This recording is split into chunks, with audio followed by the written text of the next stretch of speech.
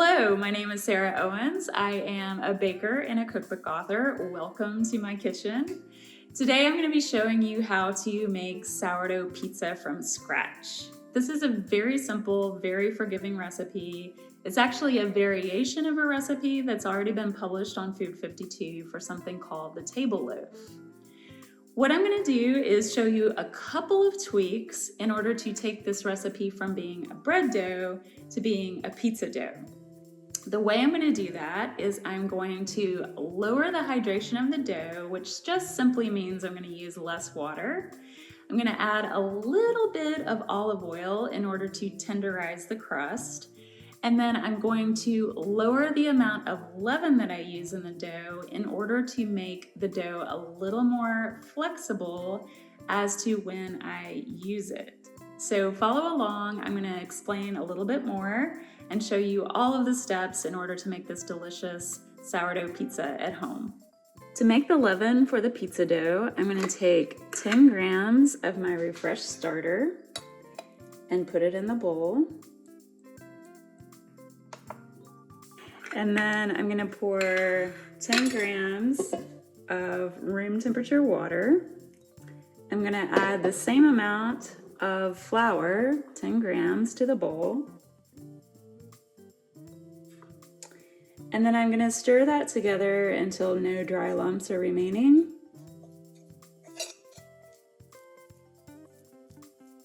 Once my leaven is completely stirred together and I have no dry lumps, then I'm going to cover it and let it ferment at room temperature until it doubles in size. Today it's a warm day here in California, so that might take about 6 to 8 hours before it's ready to use. Okay, so it's been about 8 hours and my leaven is looking very ripe. When I run my finger through it, I can see that there are air bubbles trapped. It's looking very viscous. So that tells me it's time to add the next ingredients. I'm ready to add the water to the ripe leaven. I'm going to be adding 270 grams of water.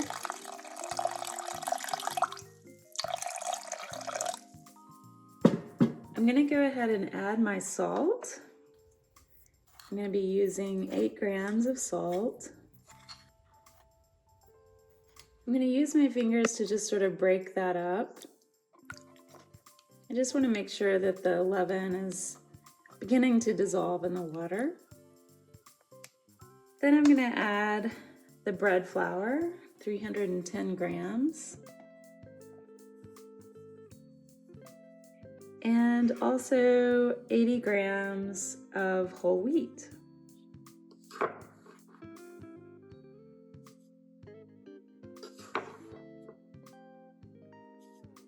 Once I have all of my ingredients in the bowl, then I'm going to use my hand to plunge into the center and squeeze and twist the dough. And I'm going to keep mixing. I like to keep one hand clean. I'm going to keep mixing until I feel no dry lumps remaining. This is going to be a stiffer dough than any other bread dough that you've probably made using sourdough. And that makes a lot of sense because pizza dough, it cooks for a lot less time, so we need to use less water in that sense. It's starting to feel really good. I have a few more lumps, so I'm gonna keep mixing. All right, so this feels pretty good to me. Once I've gotten all of the ingredients incorporated, so I want to make sure all of the flour on the sides of the bowl is incorporated, then I'm going to use my bowl scraper to clean off my hands and get all of the dough incorporated into one ball in the center. So I'm going to let that rest for just a few minutes and then I'll come back take it out of the bowl and then oil the bowl and put it back in the bowl. Okay, so I've allowed the dough to relax a little bit, and what I want to do now is take the dough out of the bowl, and then I can choose to clean it if I feel like it's not clean enough, but this seems pretty clean to me. So I'm just going to add a little bit of olive oil. And then I'm going to do something that I like to call the slap and fold. So I'm going to use my bench knife to pick up my dough. And on a clean surface, I'm going to slap and drag the dough. And I'm going to repeat that a few times. It really doesn't take a whole lot to get the dough to kind of tighten up a little bit. So I think you can see it's already starting to go from a relaxed state to being a little bit more tight. And that's what I want to see in the dough. Now, again, this is a lower hydration dough, so it's not going to take very long of me doing this to get it to that state. And I think you can already see that it's pretty much there.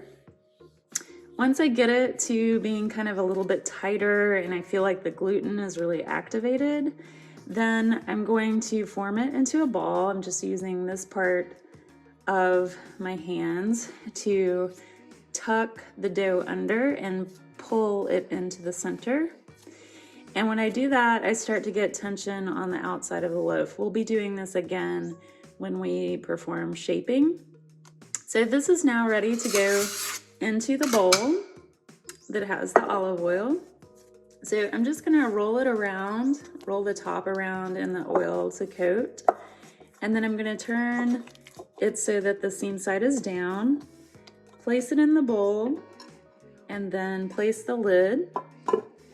And it's gonna hang out in the bowl for about another 30 minutes before I'm ready to do the stretch and fold. Okay, our dough has been fermenting for, about half an hour since I mixed it. So it's time to do a stretch and fold. I'm going to wet my hand first, and then I'm gonna reach under the dough, release it, and just fold it over onto itself.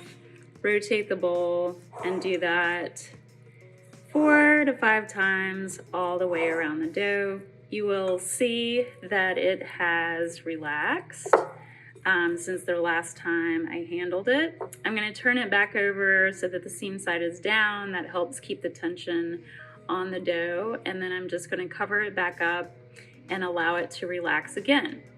I'm going to perform this step every 30 to 45 minutes for about 2.5 to 3 hours until I feel like the dough has gained enough strength that I can go ahead and shape it.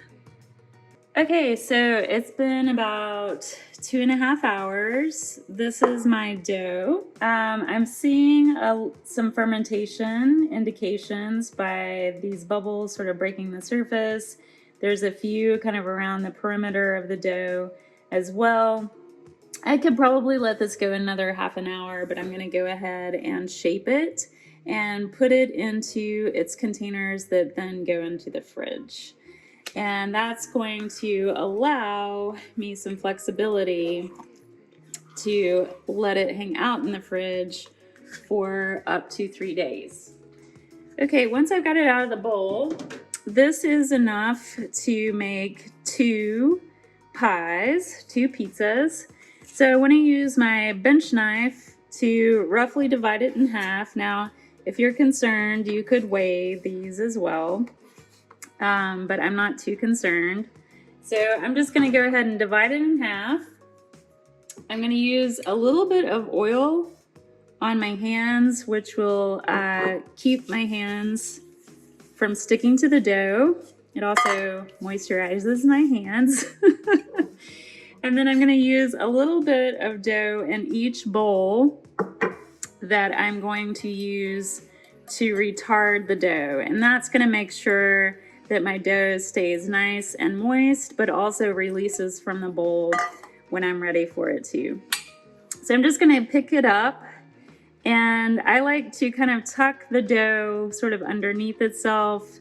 You could also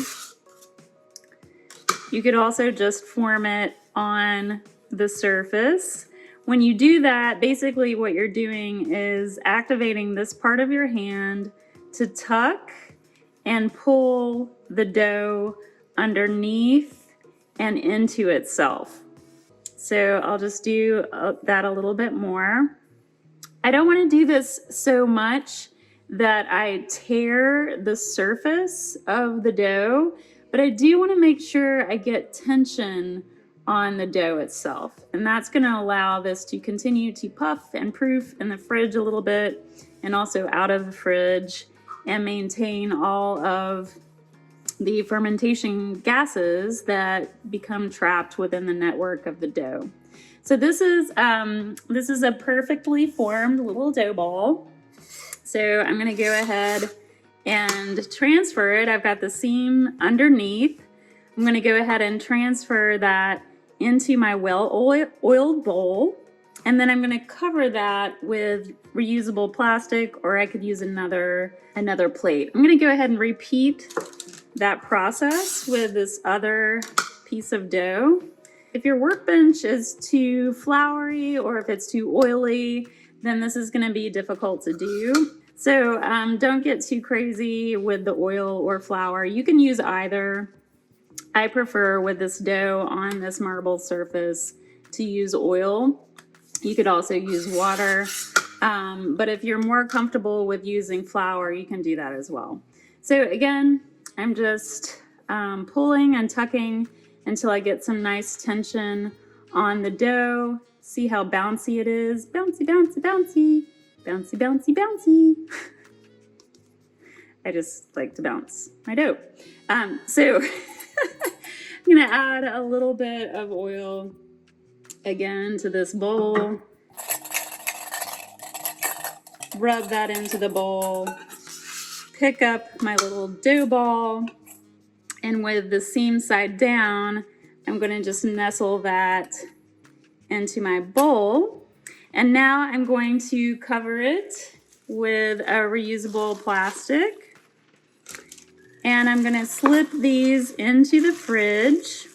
Okay, so I've got them covered with a cloth. That's to prevent the condensation from gathering on the plastic, which would then drop back onto the loaves. And then the plastic keeps the dough from drying out.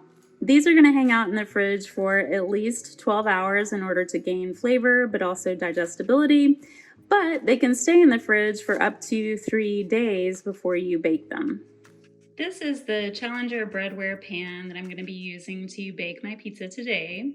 If you have a pizza stone at home, that works just fine, but unfortunately I don't. So I'm just going to be taking the top of this off and preheating the bottom part only. Okay, so for those of you at home who have pizza stones, you can basically do the same thing. Preheat your oven as high as it will possibly go. Mine preheats to 550 degrees. Do whatever makes sense to you, and do that for about 30 to 45 minutes. 45 minutes is the preferred temperature for your pizza stone to preheat. So I've got my fingers a little bit floury. The pizza dough is going to come out of this bowl pretty easily since I oiled it before I put it in, but I've got my bowl scraper. That's just going to help me release the dough just a little bit easier without deflating it. And before I do that, I'm going to put down a little bit of flour onto my parchment, and then I'm going to tip this baby out. Again, I want to do that in a way that does not deflate the dough as much as possible. Then I'm going to use a little bit more flour. Don't be afraid of the flour at this point. Okay? And I'm going to kind of arrange this. And I'm going to start looking at this. I've already got some bubbles kind of popping up. Get my fingers nice and floury. And basically what I want to be doing is pushing from the center out And I'm not, at this point, touching the perimeter of the pizza very much at all, because that's the part that I want to stay full of puffiness, full of carbon dioxide gas, which is the byproduct of fermentation. And I can pick this up a little bit and move it around. But again, I'm really trying to avoid deflating that edge.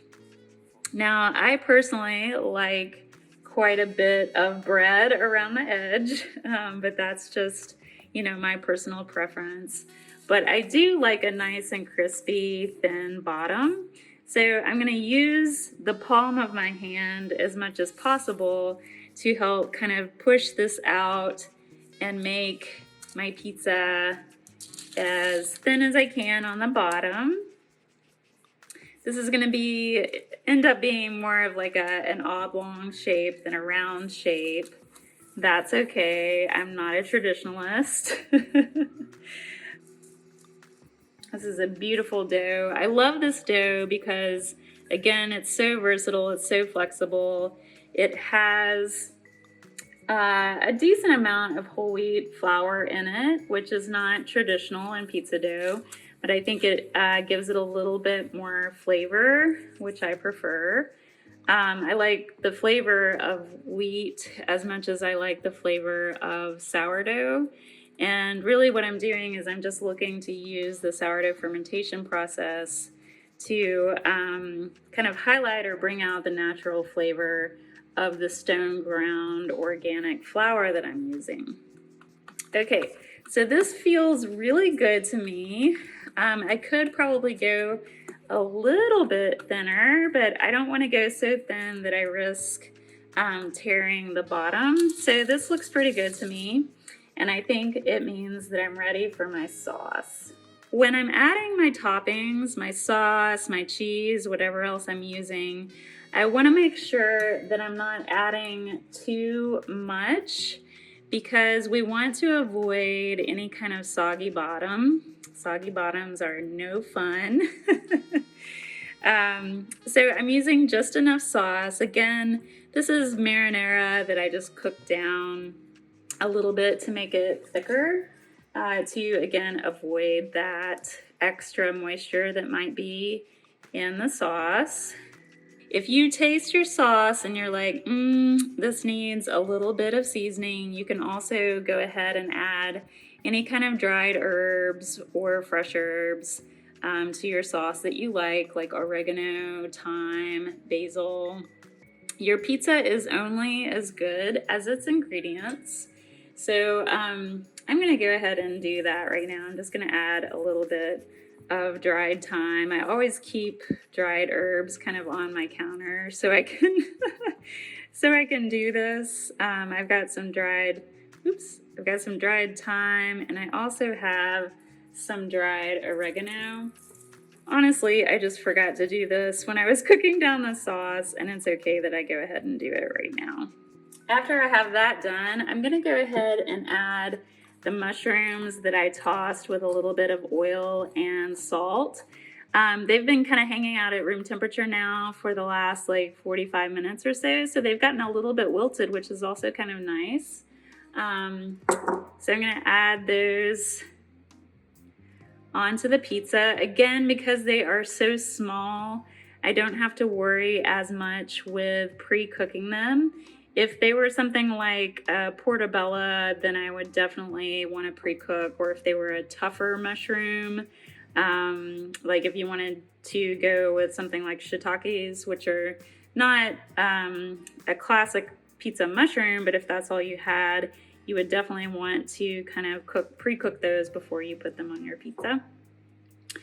Again, I don't want to overload this, but I do like mushrooms, so this looks pretty good to me. And now I'm just ready to add my mozz.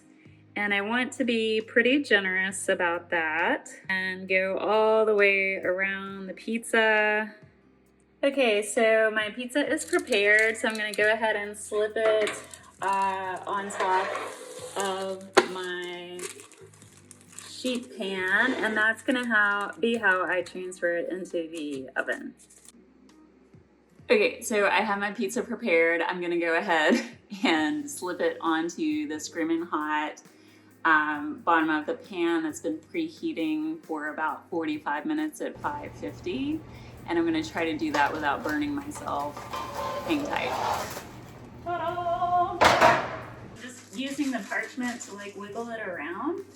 And so it just kind of falls in, and then I'm gonna put it back in and set the timer for about 12 minutes before I check on it. What I may need to do is after the 12-minute mark, if the bottom is looking really done, but the top needs a little more time, I'm gonna keep it on the middle rack in my oven, and then I'm just gonna turn the broiler on high for maybe 30 seconds to get that cheese nice and bubbly. I personally like a little bit of char on my crust, so that's something else that I'm looking for. So I kind of like to mimic the flavor of what I would find in a wood-fired oven in my home oven. So it's kind of up to you, but about 12 to 15 minutes total baking time is about what you're looking for at 550 degrees. Now, if your oven does not get that hot, which some home ovens only get to 480 or 500 degrees, then just be aware that you may need a little longer baking time.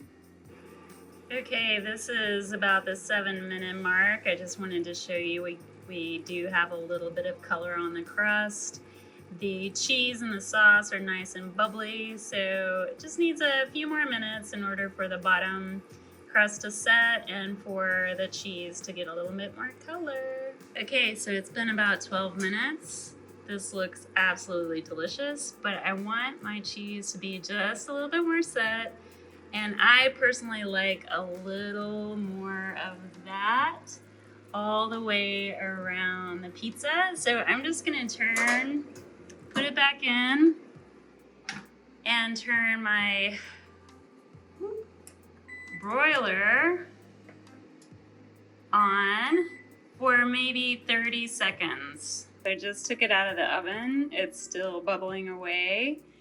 I wish I would have used a low moisture mozzarella. The buffalo mozzarella I used was had a little bit more moisture in it than I probably would have preferred, but I'm still very happy with this pie. Okay, so the pizza's out of the oven. It's looking delicious. I've got it here on the cooling rack. I don't want it to get cold, but I do want the cheese and sauce to set enough that it'll be easy to slice it. So I'm just gonna finish the pizza by topping it with my dressed salad greens. So I'll just let this hang out and cool for just a second, again, to let that cheese set. And then I'll move it onto my cutting board and slice it in order to devour. Perfect pizza. Woo! It's a warm one here today in California. So that's it. I'm really excited about this pizza. I wanted to do a little taste test just to show you what the final product's like. It is absolutely beautiful. I already had a piece. I just couldn't resist. So this is half eaten. I'll eat this one with you. So this is a delicious salad pizza, I must report. Again, I wish I would have used a lower moisture mozzarella because this one made the crust a little bit soggy, but it still holds up pretty well in the hand, so it's not flopping all over the place. The crumb, I don't know if you can see that, is nice and light and airy. Oh